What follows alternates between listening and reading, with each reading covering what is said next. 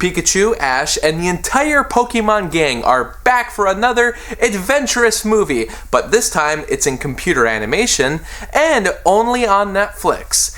But having watched it, it feels eerily familiar. It's called Mewtwo Strikes Back Evolution, which is very similar to the original subtitle for the first 1998 film. It also has a storyline where Mewtwo invites a bunch of Pokemon trainers to his island, then he clones the Pokemon and he has them fight against each other, and then he claims dominance over the world. Yeah, if you can't tell, this is just a straight up remake of the 1998 original film, which I wasn't a big fan of, but who knows, this could maybe be better, or it could be worse. Let's talk about Mewtwo Strikes Back Evolution. Released in foreign territories in 2019, but not getting a US release until it hit Netflix a few weeks ago, Mewtwo Strikes Back Evolution is essentially a shot-for-shot recreation of the original film, in the vein of The Lion King or Psycho. There's sometimes a new element, but for the most part, it's almost entirely the same story, same angles, but with an even slower pace because the runtime is slightly longer this time around. So, like before, the group is just having a nice day out when they get challenged by a Pokemon trainer, so they begin their battle as the music plays. It's just a remix of the original song. So if you were having hope that things would play out a little different, save your hope for another day or another movie. They get invited to an island Pokemon challenge, but there's bad weather. However, some of the best trainers still make their way over the treacherous waters, yada yada yada. Look, have you seen Pokemon the first movie? Then you've seen Pokemon Mewtwo Strikes Back Evolution. What a stupid title, by the way. What was the point of adding evolution? It was enough. It's not like people in America would confuse it. Even if the original picture had the Mewtwo Strikes Back title card, it's not like people would remember. And even then, this is a completely different animation style. I doubt there's going to be a fuss. Of course, as you remember, Mewtwo was cloned from Mew. Mewtwo is just an existential being with philosophical monologues of bland proportions. Mew is flying around, being an outside actor who doesn't really contribute much.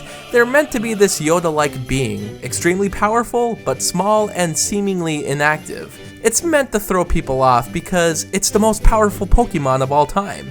Meanwhile, the group is making their way to the island, this time in a paddle boat rather than a Viking ship, so we end up losing the Minnesota joke that caught my attention last time, but that's one of the few almost insignificant changes that are made. It stretches out the scenes with them crossing the seas, but why did this have to be extended? It pads out the runtime, where the first one was just a few minutes over an hour. This one is over an hour and a half, which isn't a huge difference, but still, for a story of this size that doesn't add anything more compelling and doesn't improve or change the original production, why did this have to be longer?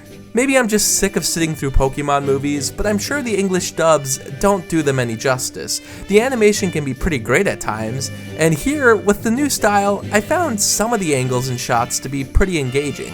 The fighting is boring, and there's almost nothing memorable about the pocket monsters, but the CG animation lends to new techniques that at least gives us some reason to exist. But overall, I prefer the 2D anime. It's a nice experiment, and much better to watch than a photorealistic version that takes notes from the Lion King remake, but why should this be done anyway? Animation is a time-consuming art form. It can be costly and put a burden on the artists themselves, but in the end, they can create some of the most impressive stylistic films. So why waste all that talent on a shot-for-shot remake? And sure, I'm partly happy that they didn't go for the Lion King route, which also wasted animation talents, but at least they had the goal to make the environments look incredibly real. Sure, I still think taking a 90s animation and making everything look photorealistic is pointless, but it was at least impressively done. The Evolution movie doesn't have anything to write home about because it doesn't do anything groundbreaking, even special effects wise. The voice talents are not as good as the original, unless they bring back the previous actors. I wasn't a Pokemon fan, but the original cast is burned into my brain, so seeing the similar character designs be portrayed by new voices, it ends up confusing me. The story is not any better, and the rushed anticlimactic moments are still here. You'd think that they would take the opportunity to rewrite some things. The only improvement is with Mew, because you see more of them before the battle. Not that it really gives them much of a personality. I feel like for characters with such good designs, they'd be a little more impressionable. I only know anything about them because of Pokemon Go. I'm not against the franchise at all, but I never caught up with it. It's a pop culture phenomenon that I'm fully aware of, but these movies seem to be for the hardcore fans only. But this newest edition is an easy pass, unless you really want to see an attempted experiment. Otherwise, it's the first movie all over again.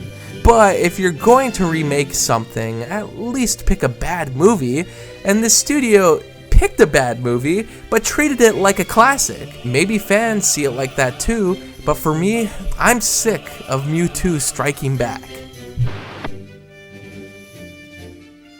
Thanks to Elizabeth for this Patreon request, and thanks to all my Patreon supporters. For only $7, you can get your own monthly movie review. Ask me to review anything I haven't already. There's also other perks like blogs, exclusive videos, and early access. You can also follow me on Facebook, Twitter, and Instagram.